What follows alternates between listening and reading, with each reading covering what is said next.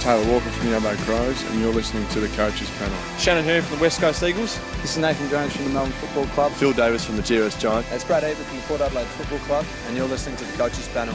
You've waited a long time to get to this point. The number 2 player of the 50 most relevant. Carlton's Will Setterfield. Maybe it's too high for you. Maybe it's just about right. At the end of the day, it's a subjective list, so it's all good with me. Hey, let's talk about Will Setterfield. He is going to be a very popular cash cow this year for us. And to talk all things Will Setterfield, I've got Tim. Hello, mate. How are you? G'day. Let's talk about him and go through some of the stats. It's not going to take us long to go through them. Just the 2 AFL games so far. One of them was an injury-impacted game. And just the 7 NEAFL games thus far in his career. So from a kind of mature perspective, since getting out of the under-18 championships, we haven't seen a whole heap of Will Setterfield. So this is all very much all about potential. But we've seen a little bit of him at AFL. You know, his first ever game was against, in 2017, was against Richmond. Landed himself a 70 in AFL Fantasy and Dream Team. It was a 63 in Supercoach. His seasonal averages back in 2017, we're talking that year because he didn't play last year due to a pretty serious injury. And it's not the only one he's ever had. I want to get your thoughts, Tim, on some of his injuries in a moment. But his average in that year was 44.5 in Supercoach, 49.5 in AFL Fantasy and Dream Team. He is a sweetly nice price in Supercoach, $144,900, just over $250 in AFL Fantasy, and around about $210,000, a little bit more than that in AFL Dream Team. Tim, when we talk about this new Carlton Blue that has been freshly recruited from the GWS Giants, there's one major reason Carlton went after him. It is that they are in desperate need of some big, tall, strong bodies to support their captain, Patrick Cripps, and a fit Will Setterfield is going to do exactly that for him. He is. They had 2 cracks at him. They bid on him in his draft year at pick 5, which the Giants matched, obviously, academy boy, Albury lad. And then, as is unusual step for the Blues, they went and chased a GWS player. Who would have thought? A couple of years They've later never on. done that. So, No. you know, surprise, surprise. So, yeah, I think he'd just about be their second tallest mid, wouldn't he, behind Cripps? Behind Cripps, I definitely don't have all their measurements lined up in front of me, but someone like a Gibbons who's joined the club is certainly vertically challenged. He's under 180 centimetres, but Will Setterfield, you know, along with some great new recruits they've picked up through the draft in Stocker and in Walsh, some guys they're really keen on giving some outside run and assistance in Petrevsky-Seaton and also Fisher. Neither of them are some of the biggest boys you've ever seen, and so Will Setterfield is going to come straight into that kind of Carlton midfield and just give some immediate strong presence that they are desperately needing to give some support to Patrick Cripps for. In his 7 games at the NEAFL level, and before there have been that unfortunate run of injuries, he's shown some promise. 25 disposals, over 4 clearances, 7 tackles from his 7 NEAFL games back in 2017. And while there were 2 AFL games that year, one of them injury impact. It got a pretty decent head knock early in the third. It wasn't certainly lighting the game up on fire in that, only early 20s sort of scores across the formats, but we saw enough in that debut game against the Tigers, 12 possessions, 3 marks, 6 tackles, and that's what Carlton have got there, because there's been some comparisons about him as a junior player to probably Marcus Bontempelli, whether that's fair or not on the poor kid, to, you know, put a big name, you know, there. But the contrast there is because he makes good decisions by hand and foot, really big presence for a guy running through the midfield, and really, really classy when he does get an opportunity to deliver the ball. Yep, and obviously being tall can outmark a few other mids and can play forward a bit, so hence the mid-forward status, hence the Bontempelli, maybe a Fife comparison. Yeah. Not necessarily of that quality at this point in time, Sure. but that style of play. So obviously that's what the Blues are looking for.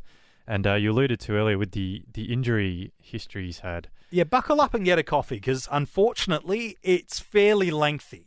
Yeah, so this is the reason why he's so cheap in all formats, especially Supercoach.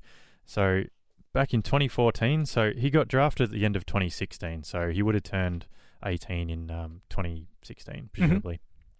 So in 2014, had a knee issue, clear out, had surgery to correct a patellar issue. 2015, played sore, missed the second half of the season due to that knee injury, had to rest it. 2016, had concussion, had a foot injury, busted his AC joint in his shoulder. So up to 5 so far. 2017, had a major ankle injury that took out most of his season. That's why he only played 7 NEFL games. He got concussed in his second AFL game. And then pre-season last year did his ACL. And apparently he's cousins with Izzy Huntington from the Doggies, who was the number 1 pick a couple of years ago in the women's draft. Didn't she just... She did her ACL at the same time as him, or maybe it was slightly before. Similar enough time, right. Yep. So just been a bit unfortunate for him. Yeah, and there's been throughout this preseason as well. He certainly hasn't had a faultless preseason up until this point. But there's a couple of major reasons why I've got him so high in the 50 most relevant. Firstly, potential. From a potential of what this player could be is sky high.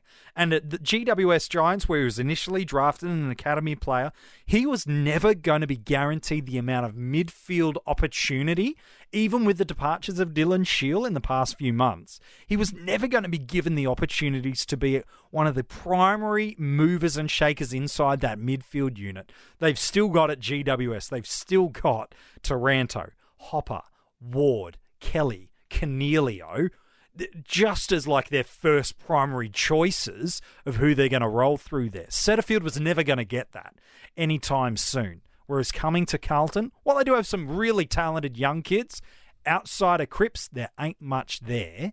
He walks straight in as one of the primary big clearance winners that is going to help move them forward. So that's one of the reasons. Number 2 of why he's so high in the 50 most relevant is he possesses what we want from every single cash cow.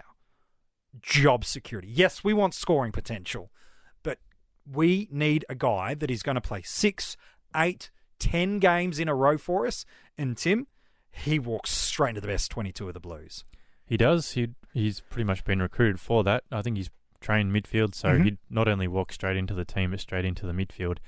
Second thing that makes his value even stronger than any of the other cash cows, in my opinion, is that dual position link. The opportunity to move him midfield or forward, to open up a link, whether it be to play around with an option for a rolling lockout or for a Thursday night, extra shot at it for AFL fantasy coaches. It's such great flexibility for you and opens up so many possibilities, because most of the big forwards you're going to want this year in your forward line have that midfield status to go with it as well. So whether or not he's on your ground in the forward line or he's just your swing man in the midfield, those two capacities, yes, his scoring potential, but his job security and that DPP link, that is so important to have in our cash cows when we can get it. Yeah, definitely is. And, if there were heaps of them, then Will Setterfield wouldn't be number 2, because there'd be a lot of other guys at similar rank of the top 50. So job security and the links are absolutely gold. Yeah, look, he's got everything you want from a cash cow. Sure, in fantasy and dream team, you'd like him marginally cheaper, like he's quite under 150 in Supercoach. It is an absolute no-brainer selection there. In AFL fantasy and also in dream team, look, he's under 250, or he's on 251, I think he is in AFL fantasy. But let's round out that 1,000 and say he's under 250,000 in every single format. He's got DPP. He's got job security. He's in a side that will desperately need him to play a lot of midfield minutes for them to be competitive, even more so than they're really desiring to be. And so for me, it's a simple selection. And some people go, well, it's too high. He's a cash cow. He's too high. Here's the thing. If Will Setterfield is named round 1, will he be in your starting squad? Chances are, if you're listening to this podcast, you're probably a pretty serious fantasy coach. Chances are he's in your team. And that's what makes him so relevant. Yep, 100%. That's why he's so relevant. Already you look at the ownership numbers across all the formats, he's right in that top bunch of not just under 250 players, of every scoring format, of every line, he is in that top bunch. And that's what makes him so relevant. He will be one of, if not the most highly owned cash cows for us this year. and he will be hugely relevant for every single side based on the numbers and the form he delivers. Right now, for me, mate, he's starting every single format. Sorry, man. So you're just going to go draft? Let's talk drafts. So he's unlikely to be drafted, you think, in a single season? I think, especially depending on how deep the league is, both in coaches and squads, I think he's a very, very, very, very late select. Like, you're just throwing out the last couple of spots. I'm not opposed to it. I'm not opposed to, your last pick. Yeah, the DPP, it'll give you some flexibility. It might help you out. Maybe you got Caleb Daniel running around, and maybe there's a nice lineup that you might want to get him on the Sure, whatever. Maybe as a last pick. Yeah. So in terms of a single season league, what would you be expecting him to average? Oh, look, with 55, 60? Yeah, look, I'll take that. I'll happily take that.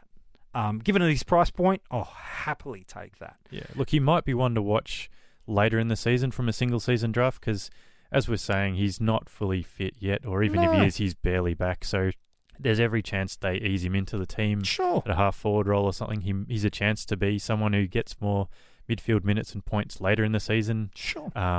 Assuming he's fit enough with the preseason. So someone to keep tabs on, but maybe not draft initially. Yeah, well, look, his debut game, he got, I think it was 70 in Dream Team Fantasy, 60-odd in Supercoach. So, if you get anything anywhere near like that, it's waiver wire territory.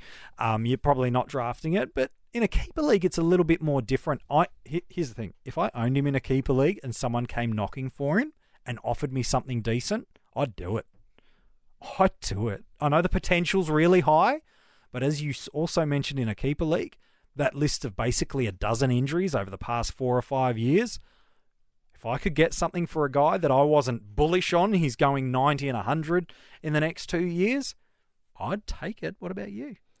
Yeah, he's that run of injuries is almost sort of Brad Crouch-like, isn't it? You sort of knew I was going to go there. It's not far. Yeah, just make me cry. It's like his potential is huge, but you just need to get him on the park. Yep. And there is one saving grace from that point of view, from a Carlton point of view, and that is Andrew Russell. So if people don't know Andrew Russell, he's basically the guru at the Hawks who is credited with fixing up Sean Burgoyne's injury issues. Jaeger O'Meara, Stuart Rioli's hamstrings, guys like that. Clarko loved him, and the Blues have just poached him to be the director of high performance with a view to fixing up their injuries, their preseason, their fitness, that sort of thing. So if there's anyone he would want to be working with, it's Andrew Russell. I like the way you think, mate. I appreciate that. Hey, and thanks also for taking the time to chat about young Will Setterfield. Yep, cheers. If you want to go and check out this podcast episode back again, just hit stop, play, off you go again. You can also go and back and check out all the other players we've revealed at the 50 most relevant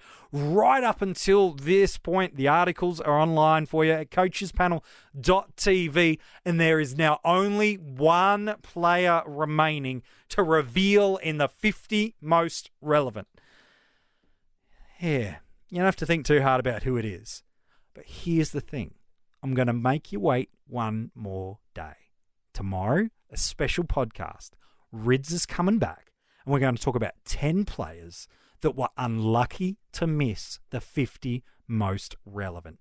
Because, Tim, before we wrap up this episode, at the end, it's a subjective list. In the end, you could put 80 players in the 50 most relevant, and people still wouldn't be happy. There are a heap of names that you probably go, okay, we know who the number one likely is, unless MJ has completely lost his rocker, which I wouldn't rule that out, by the way.